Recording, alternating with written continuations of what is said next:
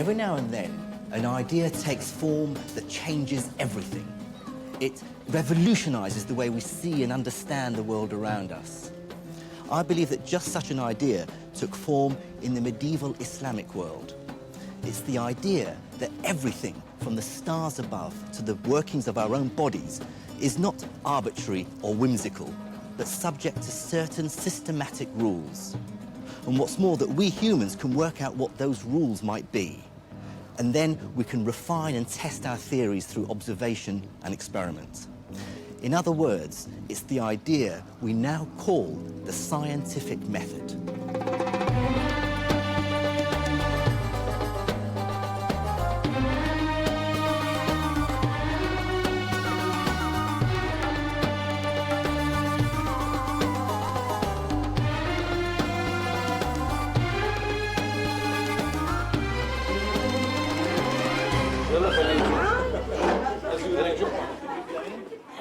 For me, the story of the scientific renaissance that took place in the medieval Islamic world is a personal one.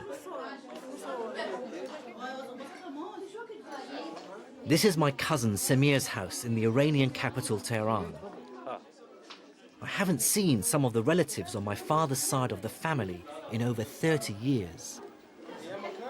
This is my not so tall but very beautiful Auntie Anisa. The Al-Khalili family is originally from the city of Najaf in Iraq, south of Baghdad. In fact, I grew up in Iraq. But when Saddam Hussein came to power, the family split. Many of the Al-Khalilis fled here to Iran. As my mother's English, I came to Britain with my parents. There, I pursued my passion for science and am now a professor of physics at the University of Surrey. But now, I find that my own scientific work and my Arabic and Islamic heritage are intertwined. On my journey through the Middle East, I discovered that an astonishing leap in scientific knowledge took place here 1,000 years ago under a powerful and flourishing Islamic empire. Wealthy, powerful, successful cultures will produce enormous advances in understanding and in technique. And that's just what we find in Islam, in Baghdad, under a series of successful, powerful, wealthy, and self-confident Islamic regimes. Over 1,000 years ago, the Islamic Empire was the largest in the world. It governed an estimated 60 million people. That was over 30% of the world's population. I found an archaeological fragment of this glorious past in a suburb of Tehran, not far from my cousin's house. These ancient walls, tucked behind a back street on the outskirts of southern Tehran, are literally all that remain of the ancient city of Ray, the city that the great Persian geographer Al-Muqaddasi described as one of the glories of Islam. Of course, Ray was just one of a number of cities that flourished under early Islamic rule. From Baghdad, its capital, the empire spread across thousands of miles, from North Africa through to Central Asia. Cities like Al-Askar, Basra, Merv, Gurganj, Bukhara, each powerful and thriving cities. Each would have been rich in trade, alive with culture. Each would have had its own libraries, its own academies. These were powerhouses of the new science. This really was a golden age. Think of that span of land. This is larger than any empire human civilization had ever known.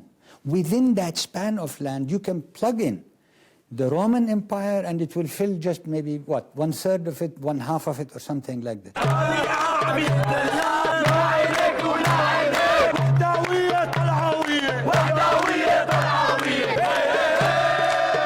Reminders of this great Islamic empire are everywhere in the Arab world today.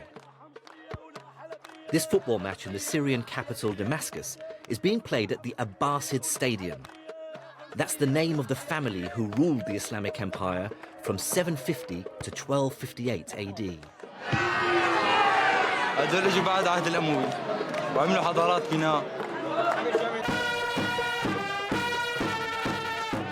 This large territory allowed them to raise enormous tax revenues to fund a search for knowledge and scholarship, which became known as the translation movement. They sent scholars around the known world to gather up great books and have them translated into Arabic. It's a legacy that's still alive in the minds of most modern Arabs.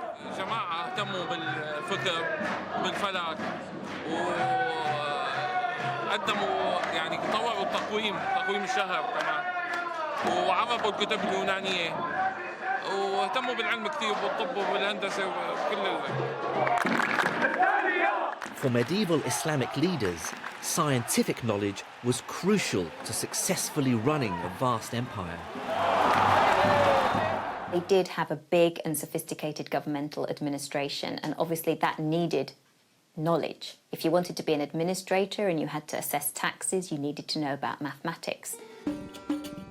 It also wants to be able to build monumental buildings. That requires the knowledge of architecture and, again, mathematical skills to construct fine buildings safely. Medicine, just to keep the elite happy and healthy. And those are the areas of knowledge which are first translated from other languages into Arabic.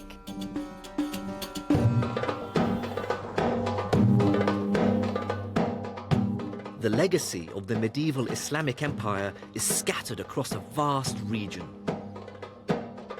There's architectural masterpieces like the Umayyad Mosque in Damascus, the Jami' Mosque in Isfahan, and Al-Azhar University Mosque in Cairo.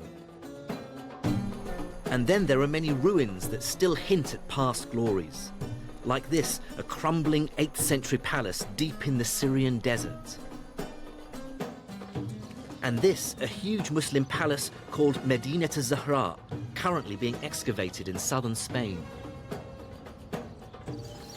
These are the impressive ruins of Medina-Sahara, the fantastic palace city built outside Cordoba in the 9th century by Abdurrahman III, who was the greatest of all the Andalusian caliphs.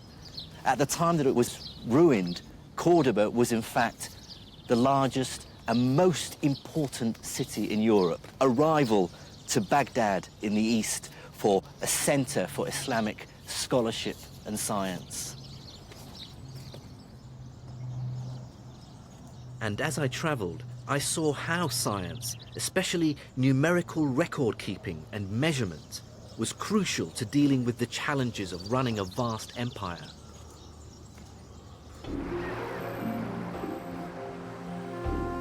This is the mighty River Nile as it flows through the Egyptian capital, Cairo.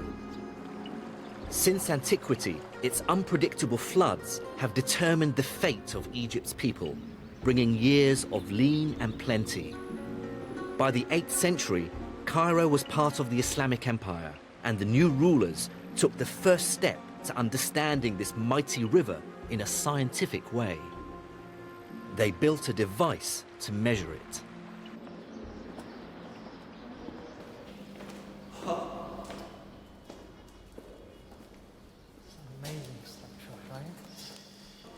Dr. Nader Al-Bizri of the Institute of Ismaili Studies is showing me the Nile Ometer. It's basically a huge colonnade that was built in a chamber connected by tunnels to the river.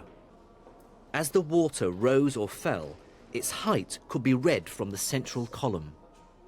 The central colonnade here is ultimately a measuring instrument.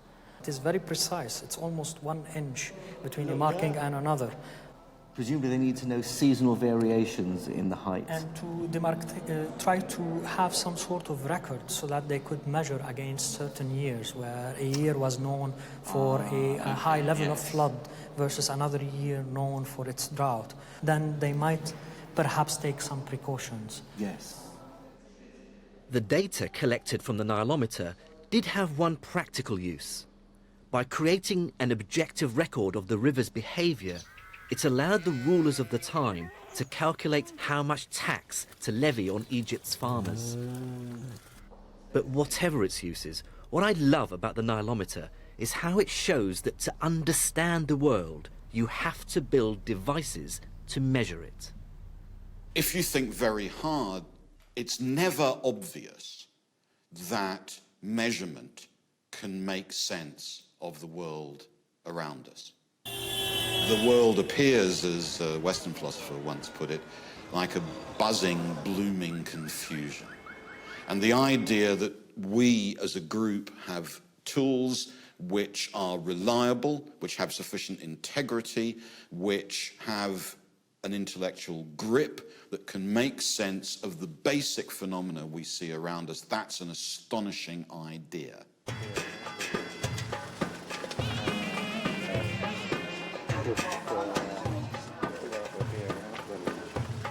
And one medieval Islamic ruler made measurement a personal obsession, giving it a scale and ambition that was truly unprecedented. His name was El-Ma'mun, and he became the caliph or ruler of the Islamic Empire in 813 AD. El-Ma'mun lived in a culture without portraiture, so all we have are later impressions of what he might have looked like. El-Ma'mun funded a range of scientific research, but one particular project was a personal favorite of his.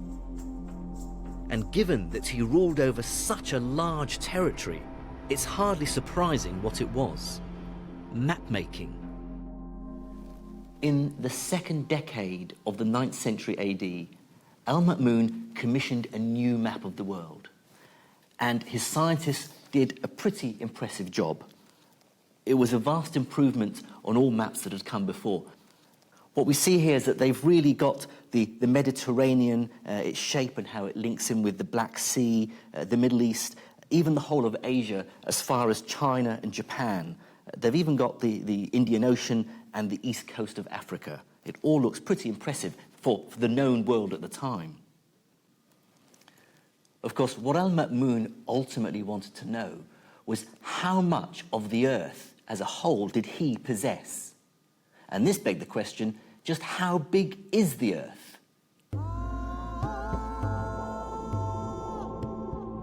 It's a sign of amazing ambition that groups of scholars and craftsmen together can, as it were, capture the world. Where does that ambition and that confidence come from? Part of it comes from religious faith. Because the world was made by someone a bit like us, but much smarter, if we're smart enough, the thought was, we could probably make sense of a bit of what he did. And that's very clear as a motivation in a lot of Islamic, as in a lot of Christian science. And more specifically, the practice of Islam demanded that its followers have a very clear idea of the size and shape of the world. Now, this is crucial information for Muslims because wherever they are in the world, they need to know the direction to Mecca for their prayer. This is known as Al-Qibla. Now, over such a large territory, finding the direction to Mecca is not a trivial problem. This problem was wonderfully illustrated when a mosque was built recently in Washington, D.C. Some worshippers were confused because the direction they were told to face when praying was slightly north and not southeast as they expected. After all, Mecca is southeast of Washington, and on a flat map, it does appear to lie in that direction. But on a curved sphere, the shortest distance between any 2 points follows what's called a great circle. So, for example, this great circle line between Washington and Mecca is quite different to what you might expect. So the direction to Mecca from Washington actually points slightly northeast rather than southeast. Of course, this is complicated stuff, but the key point for Islamic scholars is that knowing the direction to Mecca requires a knowledge of how steeply the Earth curves. And that means knowing how big it is. So El-Ma'mun commissioned his very best scientists to measure it. Hello. Hello. Mr. Asami. I'm Jim Al-Khalili. Nice to meet you. To understand how they did it, I'm meeting up with Professor Sami Chaloubi from Aleppo University in Syria, who's an expert in early Islamic Come and science. join me. عندما قسم هاي على 7.5 عندما قسمها على 7.5 Professor Chaloubi began by explaining the measuring technique, which El Ma'mun's scientists first used and which they had inherited from the Greeks. We're now talking about the earlier Yes. Aristophanes technique of measuring the circumference. It was repeated again by the Abbasid astronomers, was to measure the distance between 2 points and then look at the angle of inclination of the sun. So in Egypt, in Aswan down in the south, they regard the sun as being vertical. This is near to the equator. And they worked out how far away from the vertical the sun was if they measured it from the north of Egypt in Alexandria, which is on the Mediterranean coast. El Ma'mun's astronomers repeated the Greek experiment in Syria and Iraq by measuring the angle of the sun in the sky at noon at one known location. They then walked due north to a second location, carefully measuring the distance they travelled. At the second location, they once again measured the angle of the sun at noon. This angle would have been slightly smaller than the first one. With these figures, El Ma'mun's astronomers were able to estimate the Earth's circumference. They got a value of 24,000 miles, within 4% of the correct value. Not bad, you might think, but this method was flawed and ultimately unreliable. The main problem with it was that measuring the distance between two locations was incredibly difficult. It could only be done by the unreliable method of counting paces as you walked through the burning desert. A more reliable and sophisticated method for estimating the Earth's size was needed. And 2 centuries after El Ma'mun died, it came.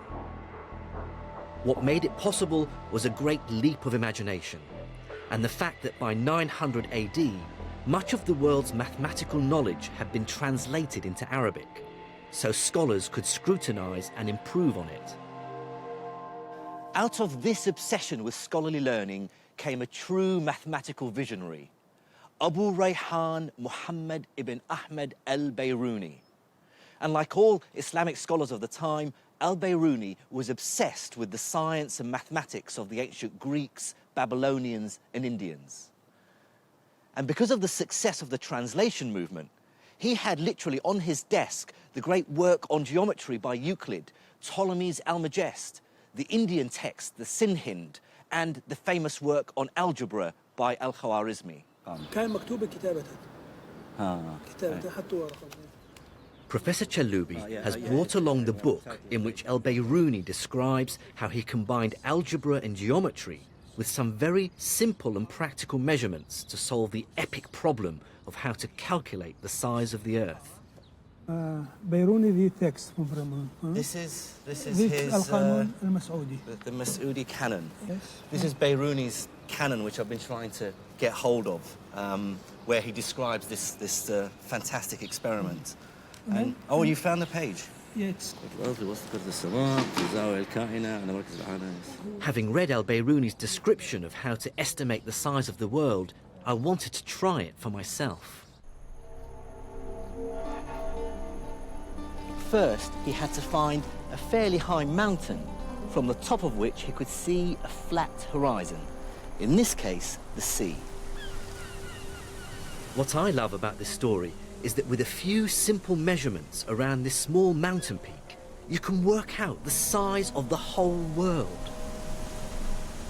Al Biruni's first step was to work out the height of the mountain. He did this by going to 2 points at sea level, a known distance apart, and then measuring the angles from these points to the mountaintop. So, to measure the angle to the mountaintop, Biruni had to use a device like this called an Astrolabe. It's basically a giant protractor. It has the angles in degrees marked around the outside and a pointer to help him determine his line of sight. So if we try now and determine the angle to the top, it has to hang freely And then, okay, so if you let it hang. I'd like to stress, if you haven't noticed already, that Al Biruni would have made his measurements more meticulously than I am. He did them again and again to get consistently reliable results. Okay, that's about it. And that is 24.5 degrees. Okay, so now we've determined one angle. We now have to go and pick our second spot along the beach.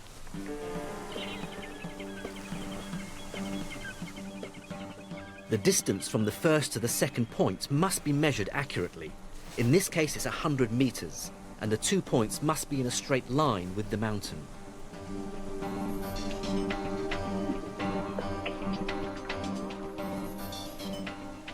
I measured the second angle to be about 26.5 degrees, and now had enough information to calculate the height of the mountain. Using trigonometry and algebra, Al Biruni used a formula that relates the height of the mountain to what are known as the tangents of the angles he measured. Using my measurements, I get a figure for this mountain of about 530 meters.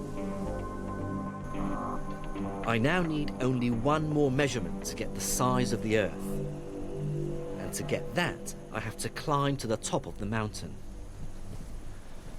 What Biruni did next was measure the angle of the line of sight to the horizon as it dips below the horizontal. So we're going to try and reproduce that. So if you can lift it up so that it's hanging,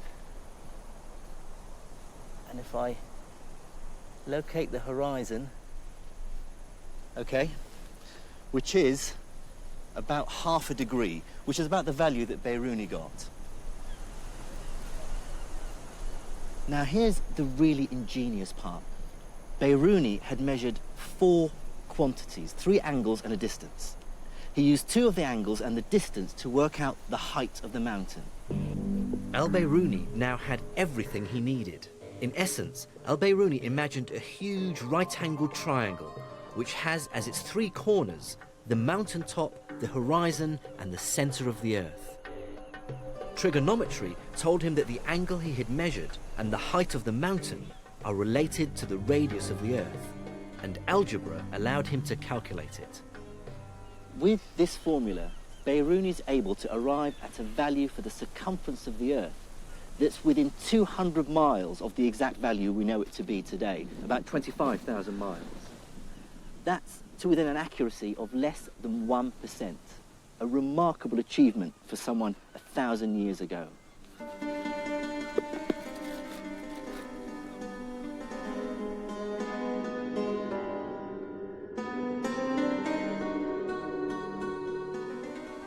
For me, Biruni's experiment is an early dramatic example of a scientist using mathematical reasoning to extend humanity's reach.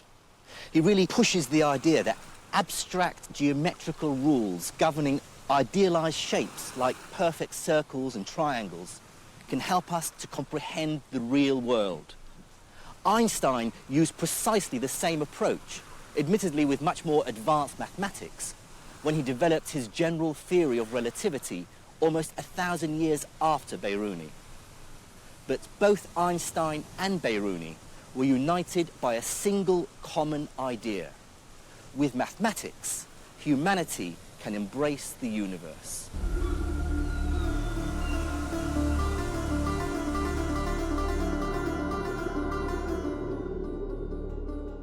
In this story of the birth of the scientific method, the Islamic scholar's ability to master sophisticated mathematics is the first crucial ingredient.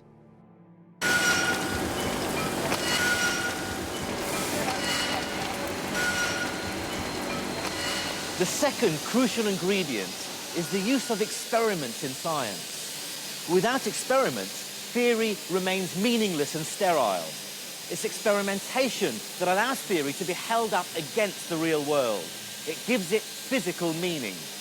But whereas sophisticated mathematics grew out of the empire's obsession with the world's learning through the translation movement, practical experiment came from the daily needs of a powerful and expanding civilization.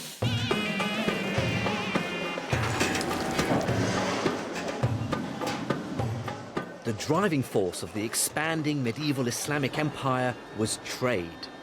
It boomed from around 700 AD onwards, creating a massive demand for metal workers, glass blowers, tile makers, craftsmen of every possible kind.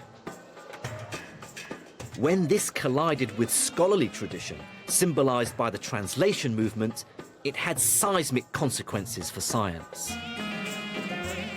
The sciences absolutely depend, astronomy is a wonderful example, chemistry is another, on really intense relationships between craft traditions of instrument making, of working with metal and fire, of working with medicines, drugs, plants, and scholarship, highly sophisticated literary and mathematical analysis. And the Islamic world is just such a place.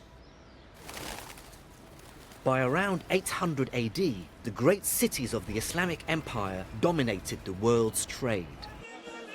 To its markets came silks, spices, drugs, fruit, perfumes and gold, from as far afield as India and China in the east and Spain in the west. Anything that could be traded was.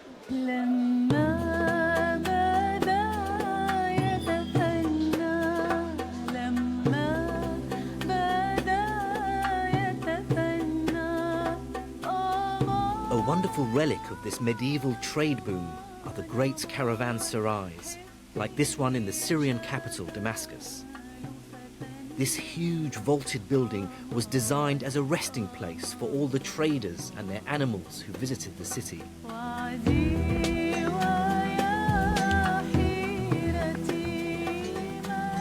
On their ground floors were wide spaces for animals and goods. And above, there were rooms for the rich merchants to refresh themselves before another day of haggling.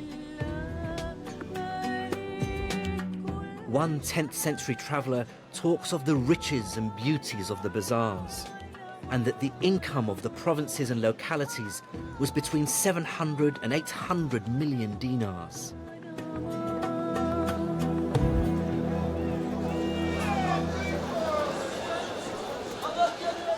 Markets like this in the Egyptian capital Cairo still capture the intensity of medieval trade. And still surviving in the modern world of the internet and the mobile phone is a fantastic example of how traders 1,000 years ago communicated across a vast empire. So this is a carrier pigeon, its base is here, so wherever you took this pigeon all over Egypt, it will make its way back to this guy. There's a famous story that a rich Cairo merchant by the name of Anor wanted to grow cherry trees. So he sent a message with a carrier pigeon to a contact of his in Damascus asking for some seeds. His contact sent back 500 birds, each one carrying a small bag with seeds in it. The whole process took just 3 days.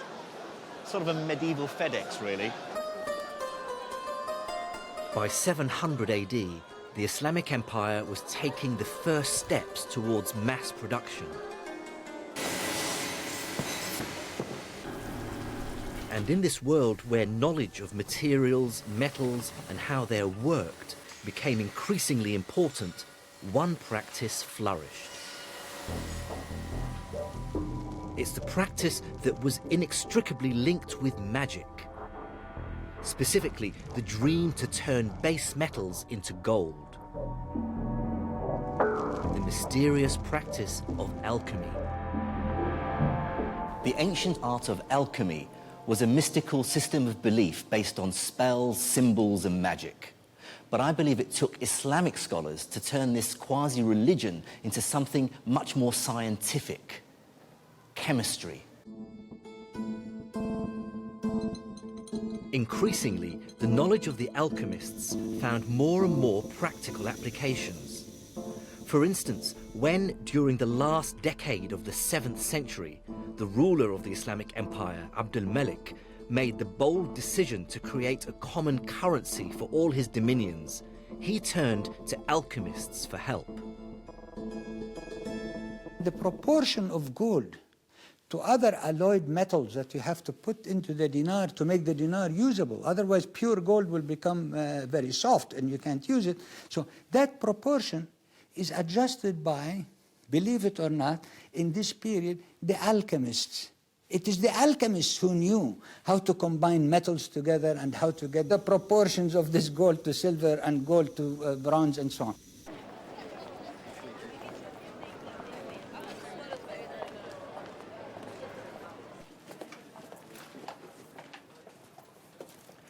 السلام عليكم. أهلا وسهلا. كيف الحال؟ I hunted down tangible evidence of the skill of medieval Islamic alchemists in the old markets in the Syrian capital, Damascus. This is an Islamic dinar. The date of this is 128 after Hijri. So the middle of the 8th century, almost the 740s. Yeah, in the middle of the... This 1,300-year-old coin, made of an alloy of different metals, isn't just durable. It's also malleable enough to be inscribed with intricate Arabic writing. No God instead of Allah.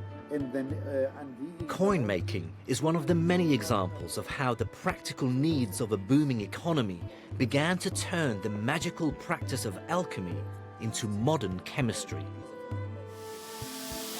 What's striking about chemistry in the medieval Islamic world is the sheer quantity of manuscripts that deal with the subject. There are literally thousands that survive, dealing with subjects as varied as metallurgy, glass making, tile making, dyeing, perfumery, weaponry. There's even a description on how to distill alcohol. All this activity clearly points to a bustling economy, with consumers, soldiers, engineers, architects, all demanding innovation and all demanding new technology. A great example of applied chemistry in the medieval Islamic world was the manufacture of soap. This stuff, solid soap that you can really clean yourself with, was virtually unknown in Northern Europe until the 13th century, when it started being imported from Islamic Spain and North Africa. By that time, the manufacture of soap in the Islamic world had become virtually industrialized. The town of Fez boasted some 27 different soap makers. And cities like Nablus, Damascus, and of course Aleppo became world-renowned for the quality of their soaps. A 12th century document has the world's first detailed description of how to make soap. It mentions a key ingredient, and it's a substance that became crucial to modern chemistry, an alkali. Now, alkaline substances are crucial to soap making. But what's interesting is that our word alkali derives from the Arabic al-qali, which means ashes. That's because back then, alkalis were manufactured from the ashes of the roots of certain plants like saltwort. Islamic chemists' new understanding of alkalis and other new chemicals gave another industry a lift too, glass making.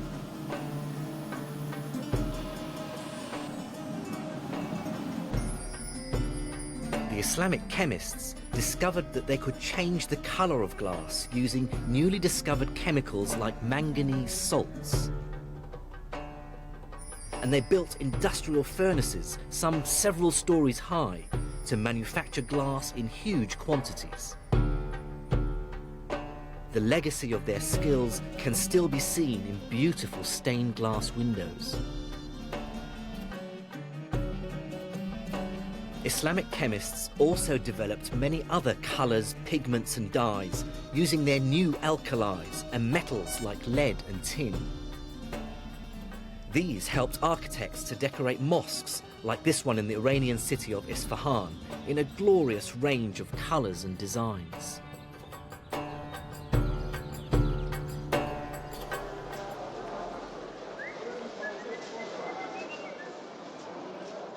Chemistry was also driven by the booming market in perfumes. In the main market in Damascus, traders still make up your favorite scent, as they would have 1,000 years ago. So it basically has a base of alcohol, and then he adds to it the oils from the plants that you want. Jasmine and rose water and mint. But these days they'll use very nice. Yeah, I think I'll buy some of that. Perfumiers pushed chemists to come up with ever more ingenious techniques for extracting subtle and fragile fragrances from flowers and plants.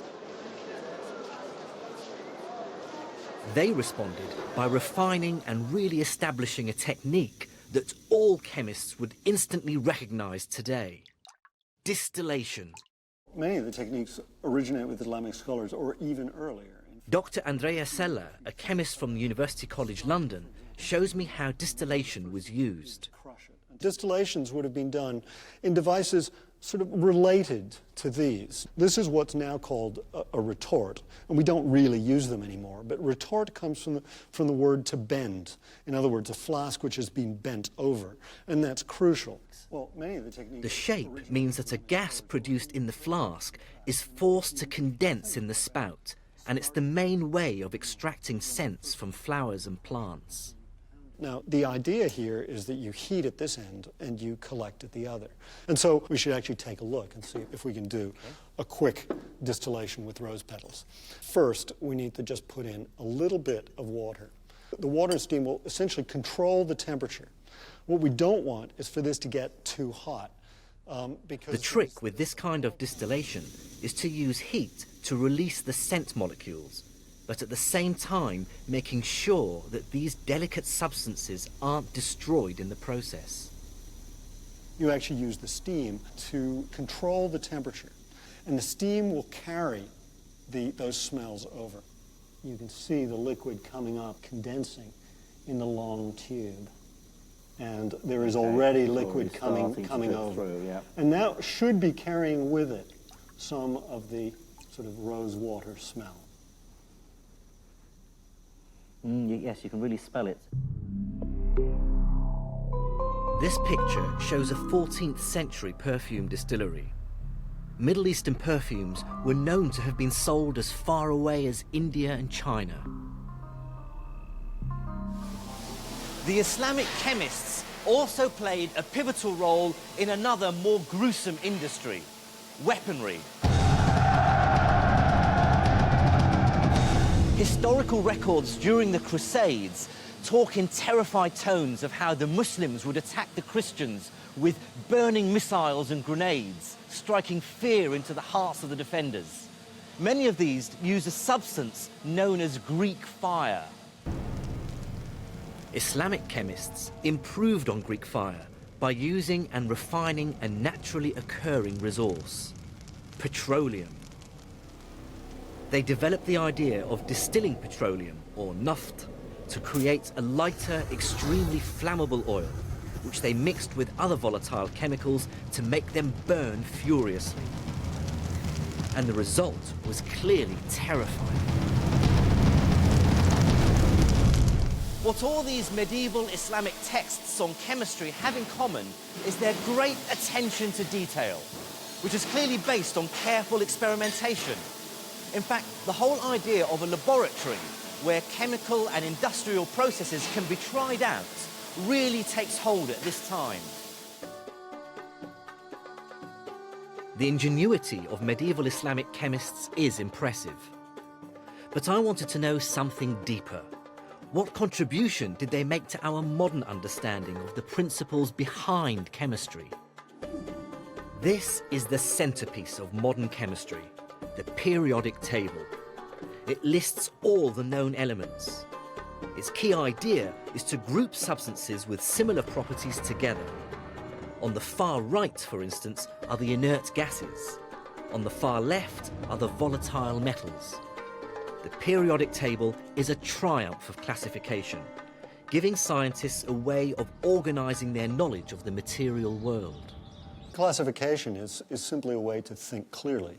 I mean, what you need when you have some ideas about how the world works is that gives you a kind of schema, and you chop the world up into categories.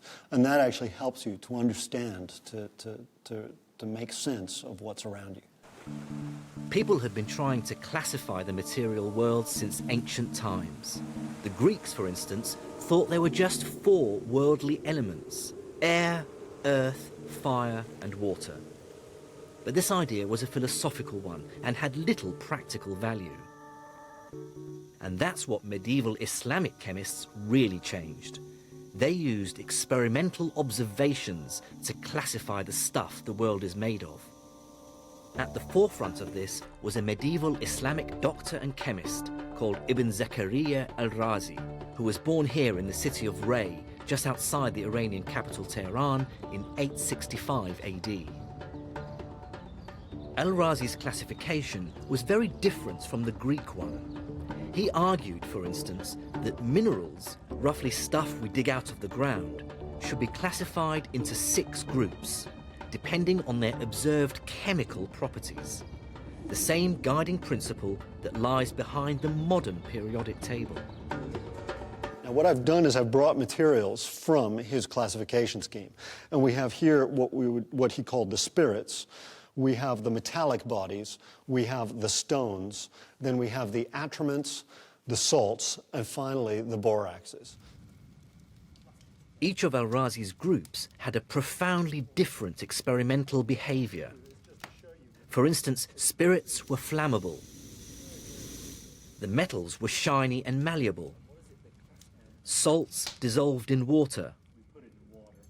Of course, these classifications are not the way we do it today. But the point is that for the first time, Al-Razi was grouping substances on the basis of experimental observations, not philosophical musings. We've come over 1,000 years since the work of Al-Razi. What sort of debt does modern chemistry owe to him for his classification? Well, I think with Razi we start to see the first classification which really leads on to further experiments, the first schema which allows people to start doing rational work. And so really he lies at the start of almost formal chemistry, which ultimately leads to our periodic table.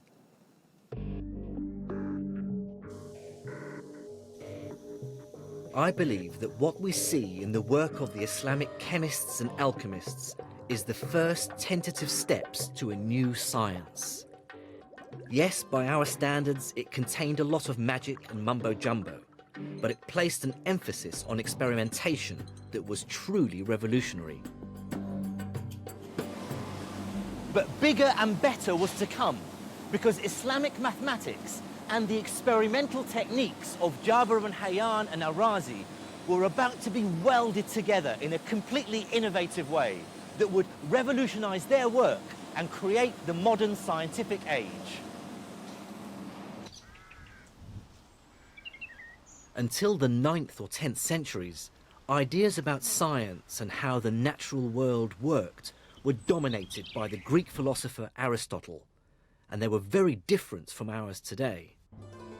He believed that mathematics was concerned only with an abstract world of perfect forms, of idealized shapes like circles, squares, and triangles. It had no power to explain what we observe in the world around us, a world characterized by irregular, wonky shapes and constant change. Physics is a Greek word meaning the science of change.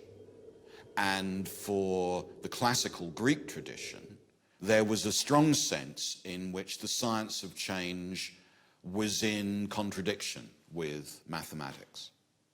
Mathematics dealt with perfect knowledge, with the unchanging world of mathematical forms.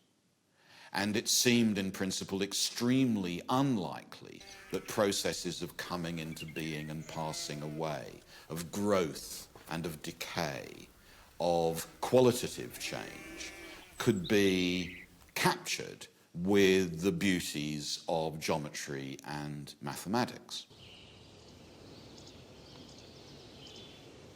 The story of how humanity shook off this idea and began to see that mathematics is actually an incredibly powerful way of describing the world around us is long and complicated. But for me, Islamic scientists played a crucial role.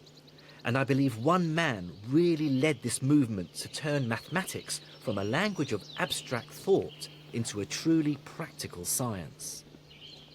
He was, like me, from Iraq, and his name was Ibn al-Haytham. What Al-Haytham and his contemporaries argued for was the possibility, in a way, of a single science, which would be both mathematical and philosophical, which would link together a physics, a science of change, with a mathematics, a science of quantity. And that seems to me to be radical and crucial for the construction of new forms of reliable knowledge. Ibn al-Haytham was born in 965 AD in the southern Iraqi town of Basra, and other scholars regarded him as a prodigy. He shot to scientific fame just after the turn of the first millennium and was an incredibly innovative and brilliant scholar.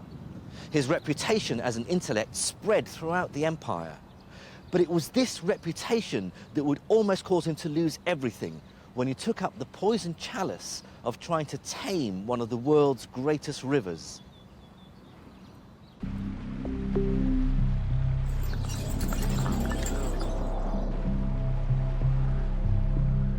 There's a wonderful, if suspiciously apocryphal story about how Ibn al-Haytham's career as a scientist was transformed. It concerns the Nile and how, just after the turn of the millennium, Ibn al-Haytham was asked by the ruler of Egypt to find a way of controlling it. Could he prevent its unpredictable and potentially devastating floods and droughts? But it didn't take Ibn al-Haytham long to realize that the Nile was way too large to control. On hearing this, the caliph flew into a terrible rage and ordered Ibn al-Haytham's execution. Ibn al-Haytham responded by feigning madness. The execution was called off and he was placed under house arrest. There, with time on his hands to contemplate, the story goes, Ibn al-Haytham considered deep and fundamental questions in physics. And he began with a truly enigmatic and universal problem. He asked if the wonderful and entirely mysterious nature of light and vision could be explained by mathematics and geometry. Under house arrest, or perhaps here in the rooms of Al-Azhar University in Cairo, Ibn al-Haytham carried out a series of experiments that created the modern science of optics. I'm with Dr. Al-Biruni, who has carefully studied Ibn al-Haytham's work. He explained that Ibn al-Haytham first considered the Aristotelian explanation for how we see, an explanation that was completely unmathematical. Aristotle argued that when we look at, say, a tree, its essence or form emanates from it and then mysteriously flows into our eyes. So if I'm, for instance, now looking at the buildings and the trees on the banks of the Nile, I'm receiving the forms of these buildings and these trees in the eye, abstracted from their matter.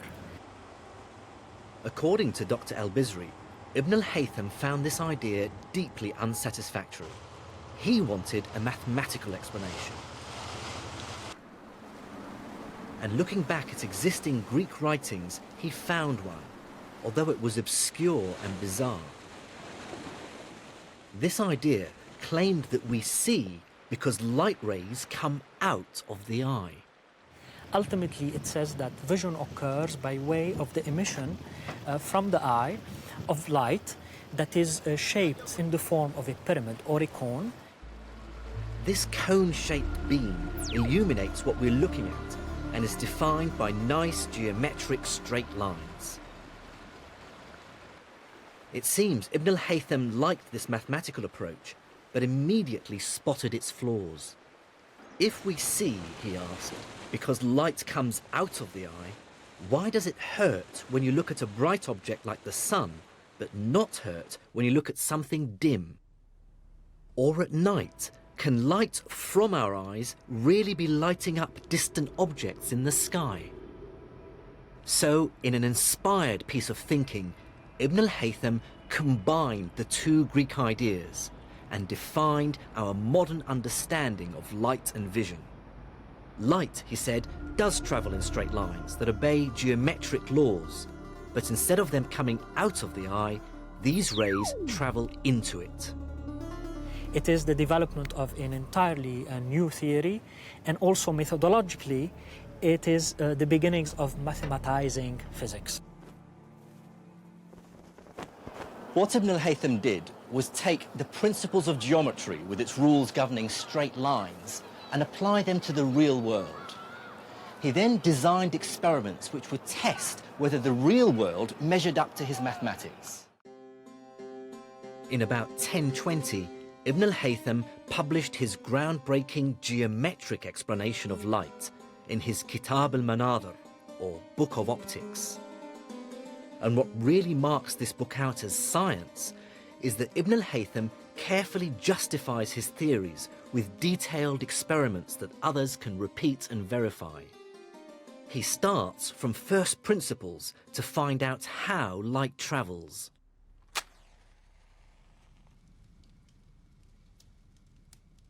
For his first experiment, Ibn al-Haytham wanted to test the idea that light travels in straight lines. Now, to do this, he took a straight tube on which he'd drawn a straight line down the side and a ruler, again with a straight line down the length of it. And by matching the two together, he was convinced then that the tube was straight.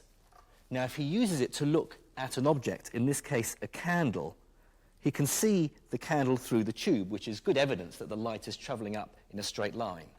But just to be sure, he then blocked the end of the tube. And then, by looking at the candle again, of course, he can't see it, because what this does is confirm that the light doesn't travel to his eye via any other route in a curved path outside the tube, proof that light only travels in a straight line. Now, this might sound quite trivial and obvious to us, but Ibn al-Haytham was starting from first principles. Then, through experiment, he extends his light travels in straight lines idea to many other phenomena. He explains how mirrors work by arguing that the angle the ray comes in at is the same as the angle it bounces off at. He explains what we now call refraction, why objects look kinked in a glass of water, arguing that light rays bend when they move from one medium to another. And then he tackles the nature of vision.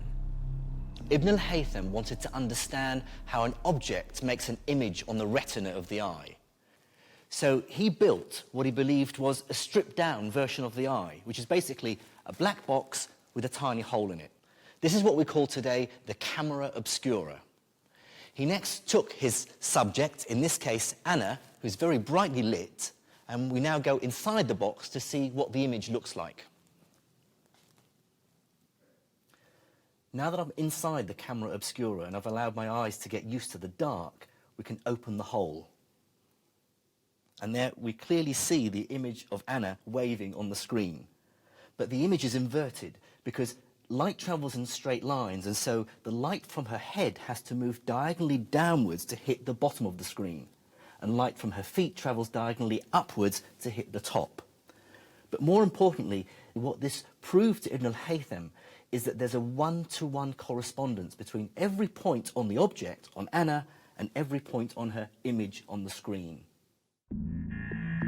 Just like a modern scientific paper, the attention to detail in the Kitab al-Manadhir is incredible. His book isn't just a dry scientific treatise, it's a manual for future generations. In his work, he constantly justifies his theories about light with experimental observation. And he describes his experiments in great detail so that other people can repeat them and confirm his ideas. His message is, don't take my word for it, see for yourself. I believe that Ibn al-Haytham was one of the very first people to ever work like this. This, for me, is the moment that science itself is summoned into existence and becomes a discipline in its own right.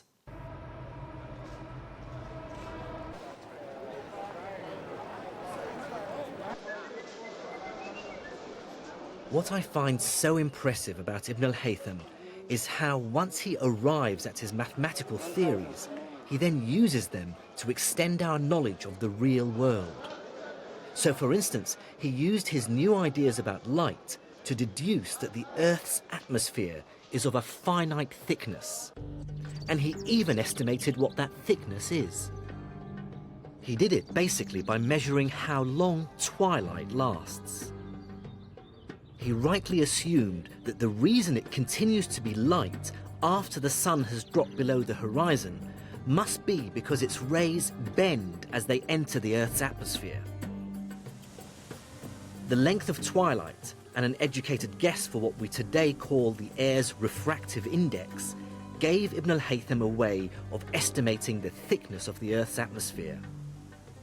He came up with a figure of around 40 kilometers, about half of the modern value. That's pretty impressive. It really shows how mathematics extends the power of science to explain.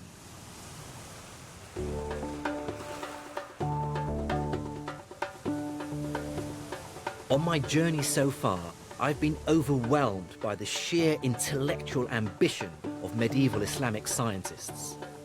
When their leaders asked them to find out the size of the world, scholars like Al Biruni used mathematics in startling new ways to reach out and describe the universe.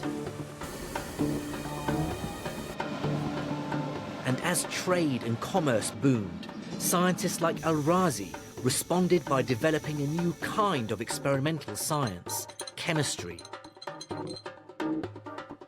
But if there's one Islamic scientist we should remember above all others, it is, in my view, Ibn al-Haytham, for doing so much to create what we now call the scientific method. The scientific method is, I believe, the single most important idea the human race has ever come up with. There is no other strategy that tells us how to find out how the universe works and what our place in it is. Of course, it's also delivered technologies that have transformed our lives. So the next time you jet off on holiday, or use a mobile phone, or get vaccinated against a deadly disease, remember Ibn al-Haytham, Ibn Sina, Al Biruni, and countless other Islamic scholars 1,000 years ago who struggled to make sense of the universe using crude mirrors and astrolabes.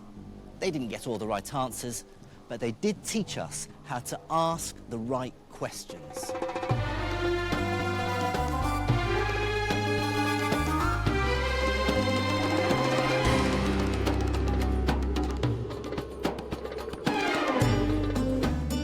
In the next episode, I travel to Syria and northern Iran to find out about the great Islamic scientists who revolutionized astronomy, making it a truly modern science. And I'll also discover how the man many consider to be the father of the European scientific renaissance, Copernicus, borrowed from Islamic astronomical theories. And I'll unravel the mystery of how the golden age of Islamic science came to an end.